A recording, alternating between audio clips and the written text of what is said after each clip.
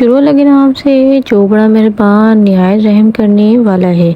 आज हम बनाएंगे बहुत ही टेस्टी, बहुत ही मज़ेदार पाई का सालन। किस तरह बनाना है, क्या टिप्स एंड ट्रिक्स हैं, कितना मसाला इस्तेमाल होगा, कितने देर जो है वो पाई को पकाया जाएगा, कितने गलने चाहिए और कितना शोरबा हमने पाई का रखना है। कुछ टिप्स एंड ट्रिक्स हैं कि कौन सी टिप्स हैं जो हमें फॉलो करनी है, वो सारी चीज़ें मैं इस वीडियो में आपको बताऊंगी, डिटेल में बताऊंगी। वीडियो बिल्कुल स्किप नहीं करना। तो बस आपने सबसे पहले क्या करना है, यहाँ पर एक पतीले में पानी ले लेंगे और उसके अंदर पाई को शामिल कर देंगे। और अब यहाँ पर पाई शामिल करने के बाद इनको हमने 3 से 4 मिनट तक इस उबलते हुए पानी में पकाना है। इससे क्या होगा कि पाई की जो स्मेल है वो ख़त्म हो जाएगी। पाई के अंदर कोई गंदगी है, ब्लड वगैरह लगा हुआ है, तो वो सब ख़त्म हो जाएगा। तो बस 3 से 4 मिनट हम इसको पकाएंगे और पकाने के बाद यहाँ पर इसको अच्छे से मिक्स कर देंगे और ढक कर रख देंगे। और जनाब, अभी तक आपने हमारा चैनल सब्सक्राइब नहीं किया तो चैनल को सब्सक्राइब कर दें, बेल आइकन के बटन को प्रेस कर दें ताकि आने वाली तमाम वीडियोस आप तक पहुंच सके। तो यहाँ पे 3 से 4 मिनट हो गए हैं। पाई को अब हमने स्टेन कर लेना है और स्टेन करने के बाद दोबारा से पतीले को अच्छे से वॉश कर लें या दूसरी पतीली ले लें, उसमें दोबारा पानी हम शामिल कर देंगे।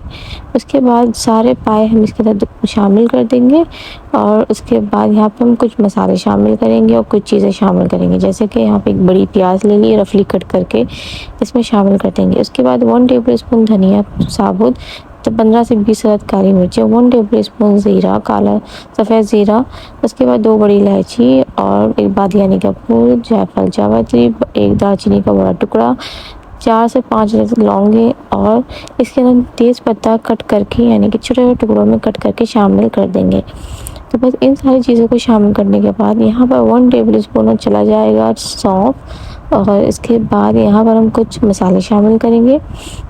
जैसे कि हम इसमें शामिल कर देंगे 1 टेबल स्पून हल्दी शामिल कर देंगे। थोड़ी सी हल्दी इसमें ज़्यादा ही जाएगी, तो बस 1 टेबल स्पून हम इसमें हल्दी शामिल कर देंगे।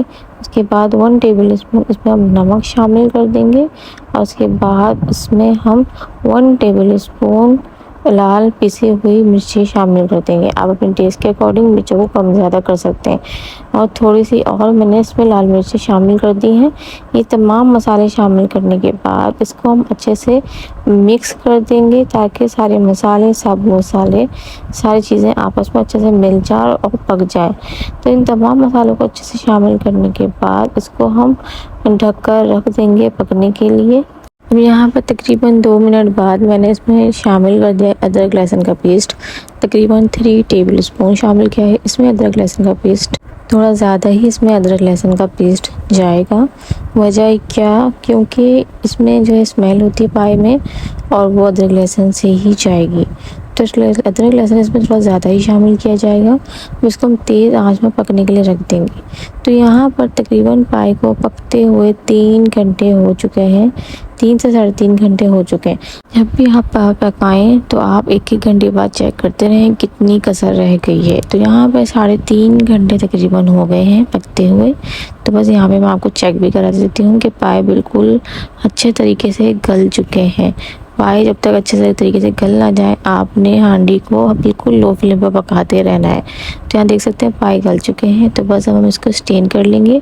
उसके बाद यहाँ पर पतीली में हम ले लेंगे ऑयल। तकरीबन यहाँ पर मैंने 1 कप भर कर ऑयल शामिल कर दिया है और ये मस्टर्ड ऑयल है। आप कोई भी सा भी ऑयल ले सकते हैं। जैसे ऑयल गर्म हो जाएगा तो इसमें 1 प्याज पिसी हुई और इसमें अदरक लहसुन का पेस्ट भी साथ ही मैंने पीस दिया था 1 टेबल स्पून, तो इसमें शामिल कर दिया है। तो बस इसको अच्छे से पीस लिया है। इस पेस्ट को हम इतना भूनेंगे कि प्याज जो है वो और अदरक लहसुन का जो पेस्ट है वो अलग हो जाए, ऑयल सेपरेट हो जाए और जितना भी पानी है ना वो ख़त्म हो जाए।